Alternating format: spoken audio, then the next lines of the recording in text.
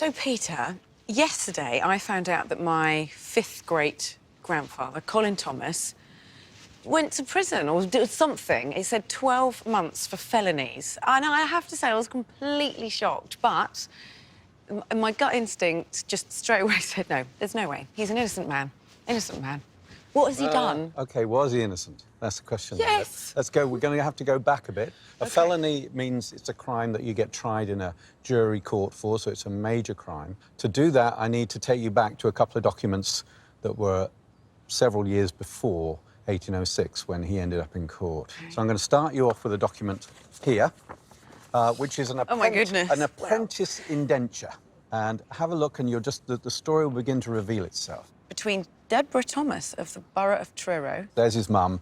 So that's his mum. And Andrew Stevens of the borough of Truro, aforesaid coordinator? Cordwainer. Cordwainer. What's a cordwainer? Cordwainer is a shoemaker. Yes, so Yeah. Colin was a shoemaker. It's an apprenticeship for, and if you read on a bit, you'll find out how long he's committed to do it. To serve from the date hereof for the term of 7 years. Wow.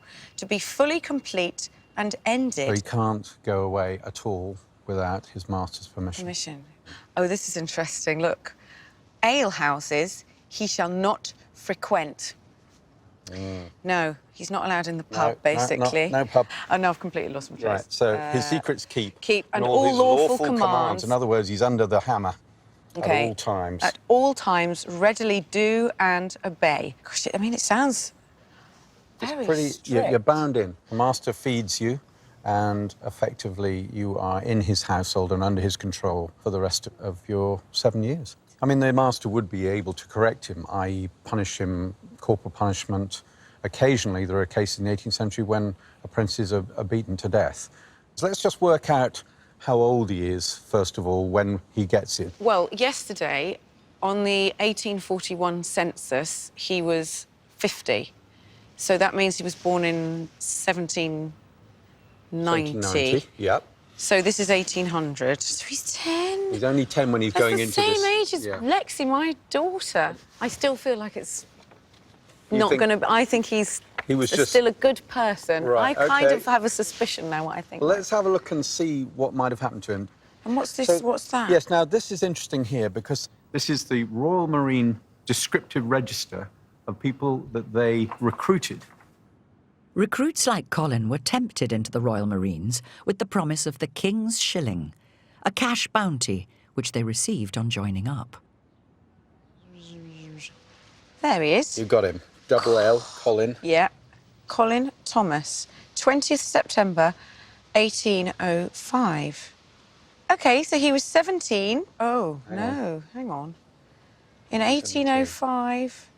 No, he's God. not He was even 15. 16, he's 15. Yeah, so he's saying he was 17. Okay, so the really important bit is this here. OK, That means discharged. Discharged, claimed an apprentice. Yep. Claimed an apprentice. So, the master has come back. Andrew Stevens. Because the 7 years are not yet up, and claimed him back. So he was there a couple of that months. up. He gets a couple of months in the Marines. So now we're going to have a look at the calendar of prisoners. So this is the January session, which you read about in the newspaper. 1806, it was in the newspaper, yeah. Now, Colin Thomas. Oh, my gosh. He says age 17. Which he isn't. Which he's not. Charged with unlawfully having knowingly... By false pretences, obtained the sum of £11 and 11 shillings. 11 guineas, in other words. Yeah. So this is So he his stole signing somebody's up money. money? Yeah. Oh, it's signing up money. Yep. To the Marines? Yep. And it's a lot of money. It's the equivalent of 22 weeks of a labourer's wage, or in modern terms, at the very least, £5,000, £6,000, £7,000. Oh, my gosh. More than he'll ever have thought he could ever have in his hand before. Life, at the age of 15. Yes. And so that's why he ended up here. Here. And he would have gone down to the cells, first of all, awaiting his chance to come up in court and defend himself. So do the cells still exist? There are some of them there, yeah. Scary. So this are the cells, which are now a men's toilets, which is grim anyway. I mean, I can't help but think, I mean, he was only 15. This has now obviously got electricity, so it must have been virtually dark. You wouldn't be able to see anything down here, I wouldn't have thought. The cells where Colin was held as he awaited trial were still in use until 2003, when the Crown Court moved. So depressing. And spooky. It feels I can feel something down here. It's freezing cold.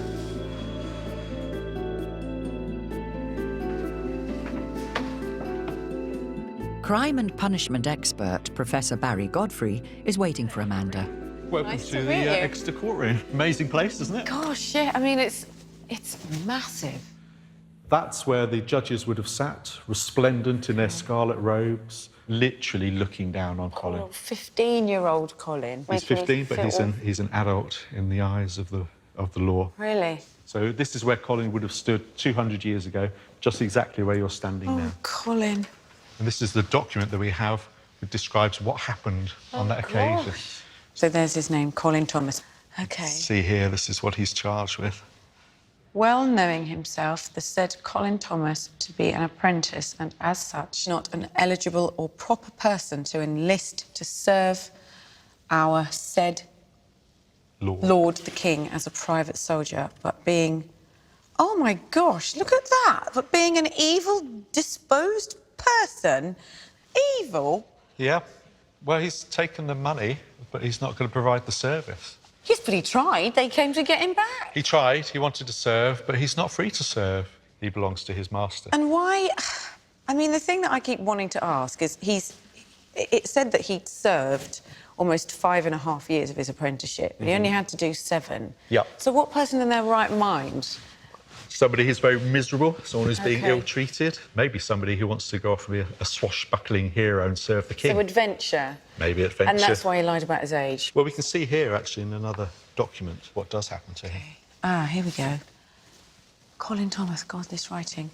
Convicted of a felony, let him be imprisoned in Bridewell, is that? That's it. For the space of 12 months and kept to hard labour. Bridewell is another name for a house of correction. He's there to have his behaviour corrected. Right. And the hard labour really is hard labour. And as what well. would that be then? So in Exeter Bridewell, it would have been stripping bark. So that's used in a tanning process where the hide is dipped in urine. Oh. So he would have been in, you know, pretty miserable, Smelly, wet, awful. smelly, yeah, unhealthy conditions. That's not good. No. So what happens to him afterwards in 1807? We don't know what happened to him when he came out. Like lots of people, we just lose track of Colin. No record survives of Colin being released from prison. But Barry has found another document. So this is in French. Uh-huh. Gosh.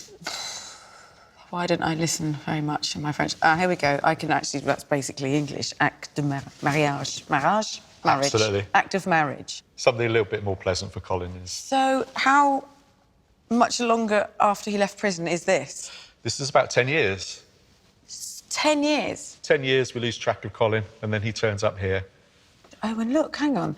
Is that just because it's on the marriage certificate, but it says Thomas Colin there, not Colin Thomas? The name's reversed. It may be because that's the way the French did it at the time. It may be that he's changed his name to escape his past. I'm going with that one. It could be that. Because, look, I know that her name is Radegund, or however you say it. Redegond. Radegund. Redegond. Ah, bien sûr. Her name's the right way round. That's right. So it may be that he's done that just to throw people off the scent so he can put his past behind him.